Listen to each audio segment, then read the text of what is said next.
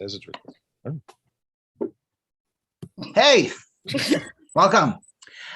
This is the Monday Movie Club because we posted on Monday, but we actually recorded on Sunday. It's Easter right now. Today, and Passover for those of you who observe. Today, we're continuing on a new project where we've all suggested movies that we're going to watch this whole year. But me being brilliant, suggested that when it comes to a particular holiday, we pick the movie that corresponds to that particular holiday. So we actually voted, and somehow we came up with Monty Python's Life of Brian to represent Easter/Passover. Can you just remind me what were the other options? I was wondering the that. Ten Commandments, the King of Kings, Ben-Hur, yeah. Ben-Hur, yeah. Biblical epics of that sort. And well, all would have been a better selection. I actually picked this because I'd never seen it. So, well, with me today, as always, I'm Frank Gaffney. Amy is passing over. You should have said Baruch atah Adonai. Oh, reintroduce me. And Amy is passing over. Baruch atah Adonai. Follow first. And with us, of course, always Mark Wotitz Gartner. Holla. No background today. No. Annie King and Joel Fenster, our maven of all things, who could not take the time to find anything to put in the background. This was a Monty Python's follow-up to Holy Grail, which I thought was much funnier.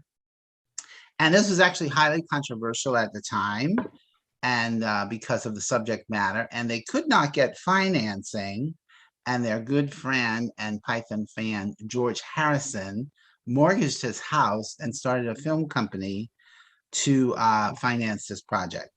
Wow. And Eric Idle said that this is the most anybody's ever paid for a cinema ticket in history.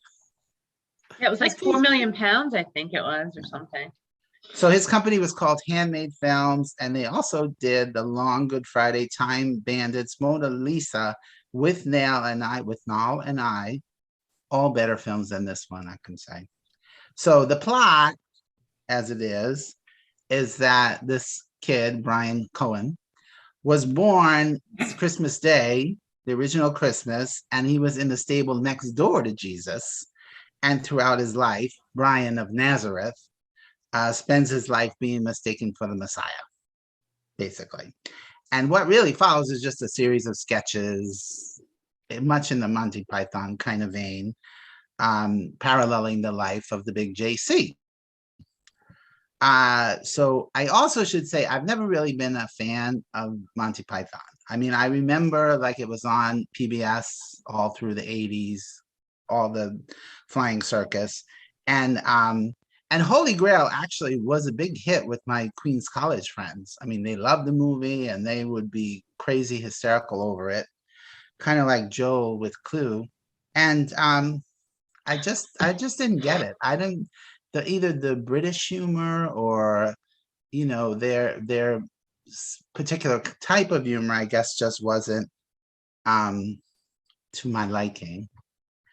You know, but at least Holy Grail had some genuine laughs in it, but this one, not so much for me. And because of their irreverence and the subject matter, it was banned in cities and countries all over the world. And I'm sure the Monty Python crew loved that it was banned. Just so you know, the film was advertised in Norway as being so controversial, so funny, it was banned in Sweden, or vice versa. Yes. I forget which. So way. They embraced it. They embraced it. But I mean, of course, they contend that it was never supposed to be skewering the whole Catholic religion thing, just religion in general, and that kind of, you know, following blindly kind of attitude. If you want to be a Christian, you know, investigate it, question it, and then embrace it. But don't just do it because, you know, your mother did it or your father did it. You know, it becomes an interesting discussion along these lines as to the film was accused of being blasphemous, and Terry Jones is like, no, it wasn't blasphemous, it was heretical. because because they weren't skewering Jesus Christ specifically. They were skewering organized religion. Right, So, which definitely deserves skewering. Sure. I agree. But and yes, and I think I also read that they originally were going to do a comedy on Jesus Christ, but then they realized he wasn't funny. He wasn't the kind of character that they find funny. Correct. So do you hear Milo walking into the I was room? gonna say, I hear a dog walking. Yeah, that was him. Or falling. Okay. Is it- sounds So like- I'm going with 2.5 stars on this one. It was clever in places for sure, but for me, it just was not funny. And I'm sure Mark Gartner agrees with me. Mark? Yeah, I dislike this so much. I didn't even take notes. This one, and I was surprised by it, to be honest, because you guys remember me saying with like Spaceballs and a few other movies that, you know, the nostalgia factor weighed in on my rating, and I remember watching it and loving So it. you as a had no 14-year-old. nostalgia for this one because you'd never seen it.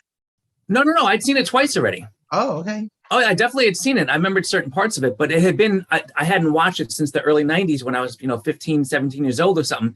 And, my buddies and I, we had a great setup. We would go over my friend Vic, his parents would go upstairs by 7, 8 o'clock and never bothered us. We had the basement with the TV and a couple couches. So we'd walk up to Blockbuster, then we'd walk over to the bodega, get some beers, and we'd head back to my buddy Vic's house.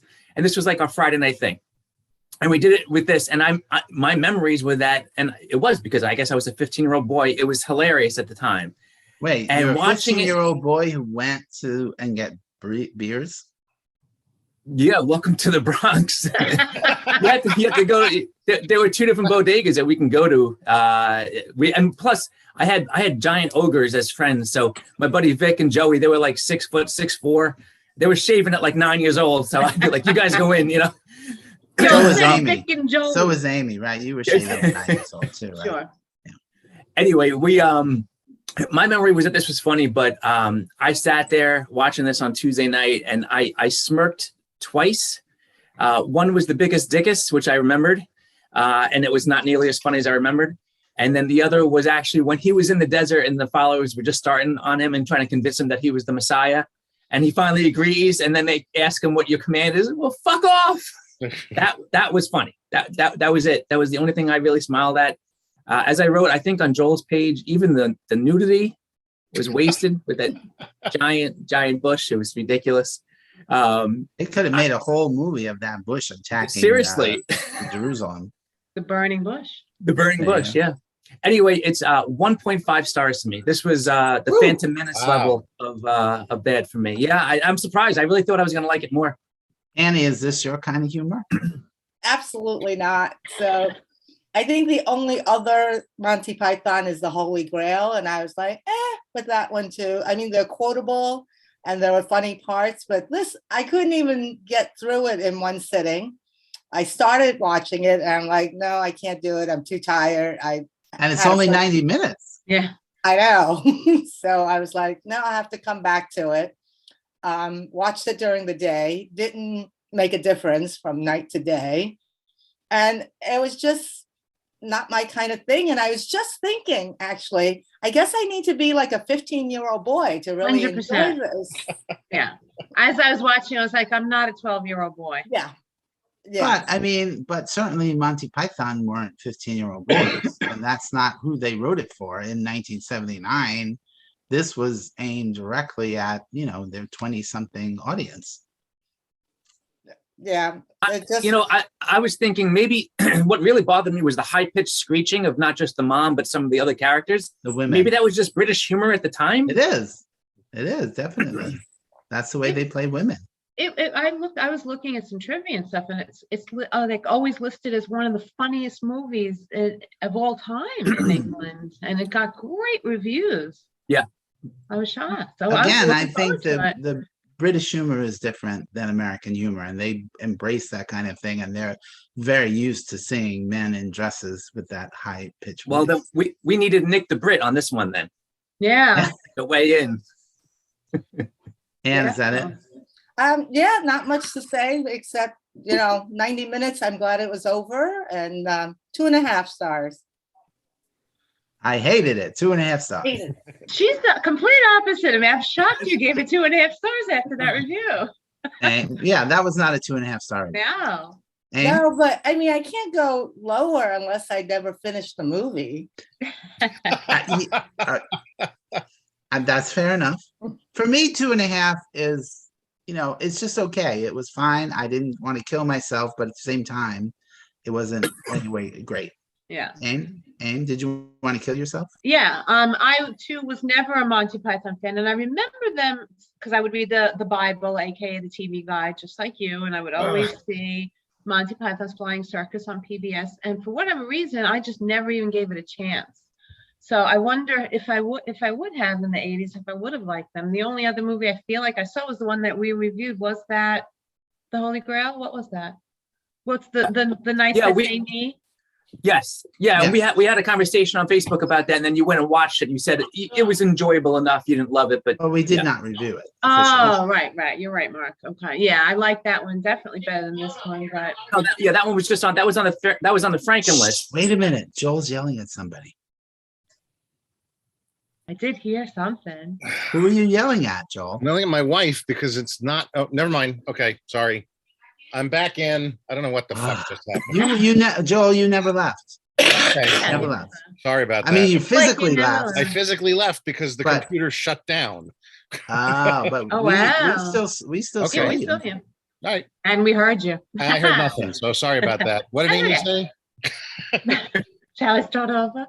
There were moments where I smiled, and I thought, as I have said to you guys before, if I smiled, then that's often somebody else laughing. So I thought, okay, these must have supposed to have been really funny. And I had a big smile during the whole long grammar lesson for The Romans Go Home. Yes. I love my grammar. So I was like, and then and then on the painting the whole side. The way it looked the next morning, I thought that was beautiful. Brilliant. Yeah.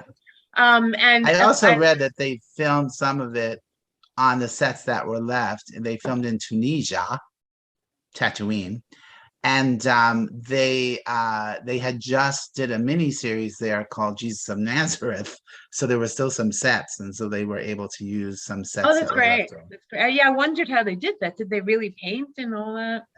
Yeah. The Never Ending Biggest Dickus was very, very cute. I had a big smile on that because it was like Family Guy. It wouldn't stop. And I read, as many of you might have too, that the Roman guards that were extras didn't know what was going to happen. So all the laughs there with the stifling was all real. When he was walking and the followers were asking him, for help, one of them that made me smile, the only one, was when the guy said, "Could you just see my wife? She has a headache." I was like, that's such a great little throwaway line. And my biggest smile was when the guy had the horrible stutter. I love a good stutter. We just had a stutter recently. And he goes, "I make it 96. I don't know why I thought that was funny. That's such an easy joke, but I laughed at that one. So I am going to give this a hearty 2 stars. But of course, that whole speech impediment thing would never fly today.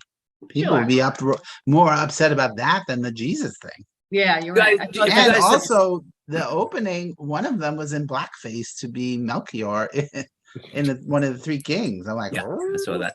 Oh, I didn't even catch that. And of course, they call, I think Brian calls himself a kike, a he, a Jew. I'm like, that's not good. Yeah, but when he says 6 of them, it's just funny. Yeah. But have you guys seen A Fish Called Wanda? Because it has not just John Cleese, but it has Michael Palin, who always does that stutter. And he had that same stutter in there as well. And that was a good, I don't know how many years later. That was in the 80s, certainly. Yeah, true. Yeah. So what year was A Fish Called Wanda? 86, 7, somewhere in there. So. Yeah, because he won the Oscar. And just so you guys know, it would have been 87. You're right, Joel, because he was wanted for the impressive clergyman in The Princess Bride. But he was busy doing, I think, a fish called Wanda. So they got the other guy. Peter Cook. The other guy. Yes, the other guy. 1988. And that's exactly. And he just did his accent. He did Michael Palin's marriage. I could see Michael Palin doing that accent for sure. I'm glad it wasn't that pronounced though when he was talking. All right, so Joel, you're a fan of Monty Python, aren't you? I am, and I'm no longer a 12-year-old boy, so Are you sure? I'm pretty sure, Ah, at least physically. Yes, I am a fan of Monty Python. I've always been a fan of Monty Python. This is not my favorite Monty Python piece. so Joel, what are we missing about the humor? If you don't get it, you don't get it. I can't really explain it beyond that. It's, to me, there are things that are hysterically funny about, yes, Terry Jones as Brian's mother, and that type of man playing woman routine can get very grating with the vocals, and I get that, but there's a humor in it because it's so ridiculous.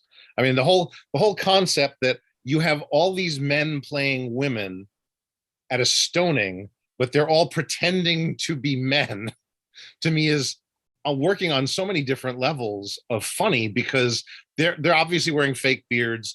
They're not adjusting their voices, or they're forgetting to adjust their voices so that, you know, the clergyman doesn't catch on to the fact that there's women in the crowd. You know, Yes, it's and funny. there's so many little clever, cute things. Like I said, Yeah. when the salesman says you want to buy a beard, and then the man comes and he says you want to buy a stone. Right. It was clever. There's- Yeah, and the haggling I thought was cute. And going back to the stoning, I did have a big smile when all the women were shouting and then they all together lowered dropped their voice. voices. Yeah. That was very cute too. I just forgot to write it down. That's Yeah. okay. It's sometimes it's the sum of the parts don't equal the whole. Right. I think in a case like Life of Brian, that's very much the case. I think part of it in this specific instance is because it is skewering something that a lot of people don't understand why it's being skewered, and I think that's why you wind up getting the backlash the film got at the time. Frank, what was that all about? Hiding in that- Nothing. Sorry, Joel. Go on. Are you really?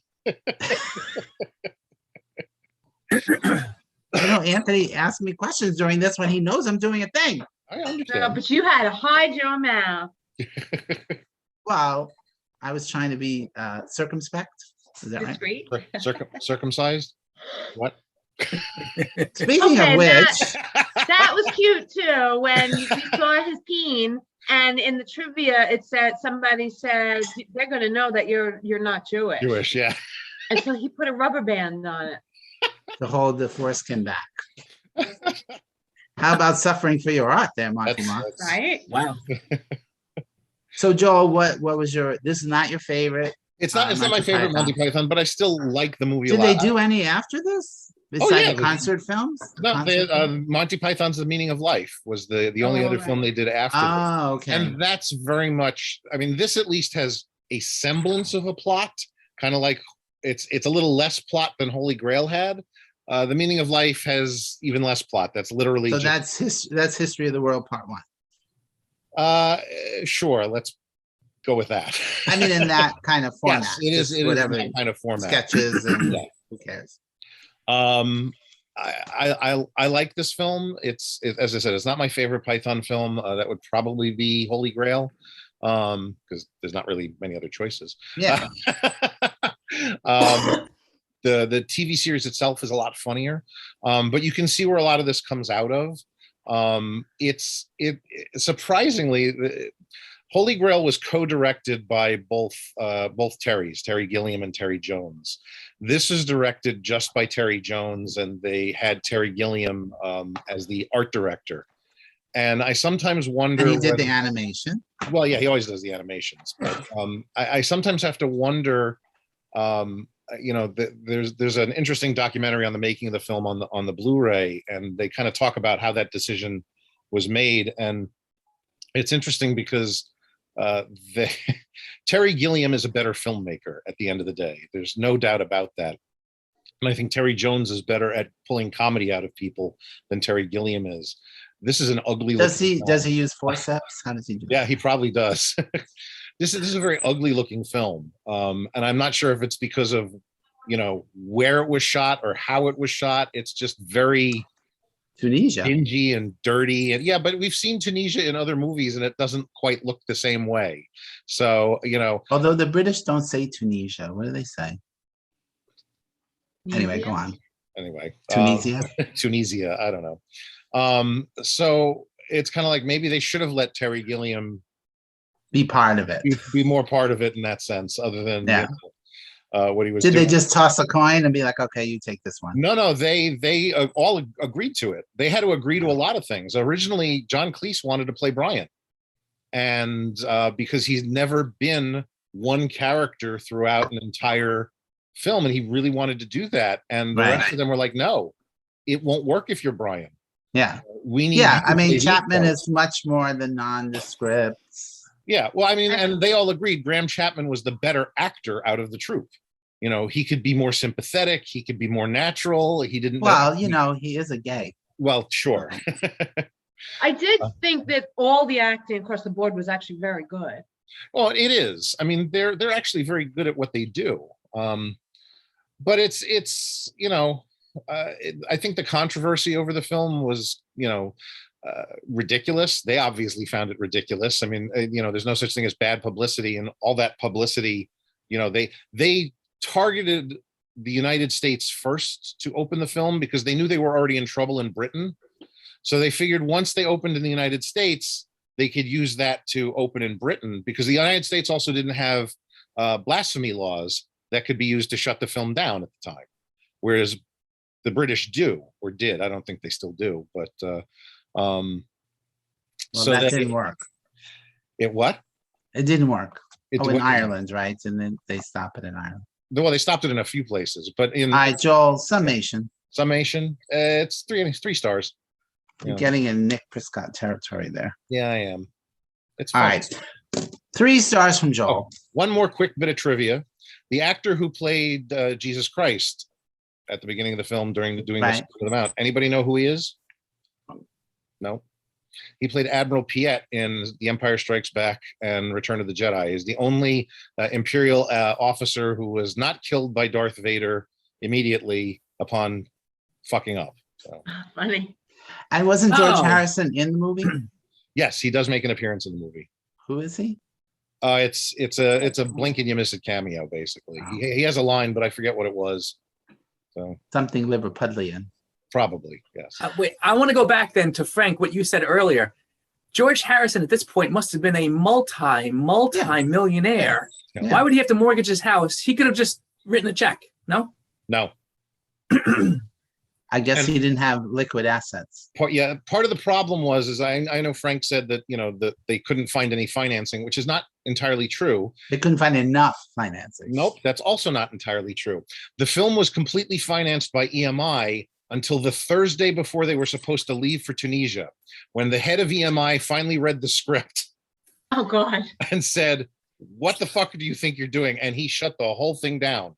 And Well, he they had might to- not have cursed. Well, no, Being a good Christian. he was not a good Christian. There's some interesting stuff in the documentary because they actually have the letter that he wrote to his subordinates about what he thought about the script, and Right. it was very And why obvious. did anybody approve this? Yeah, Especially me. right.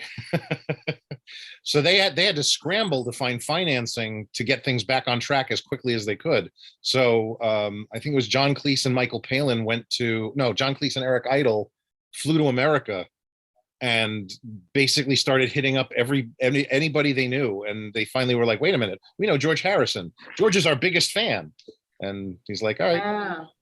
Well, the other thing that we did not mention is that song at the end of the movie is the most catchiest song in the whole Yes. creation of songs. It's Actually adorable. took me from 1 star to 1.5 stars because I remember that song and I've actually sung it on occasion over the last 30 years. Adorable. Yeah, Adorable. But it always bothered me that I know Eric Idle wrote it and it's his, but it bothers me that he stole it from this movie where it works Put in perfectly Spamalot. and put it in Spamalot where you're like, okay. No, it works perfectly in Spamalot too. I didn't realize they wrote it for this movie because I know the song and I don't know the movie. And I just thought it was from like a show from the 40s or something. It's Yeah. also apparently the Okay. most played, I think Eric Idle said it's like the 4th most played song at funerals or something like that. Well, actually, I did play it at Rich Levitt's Yeah. Memorial. Yeah. All right. So I actually watched the movie with an authority on the subject.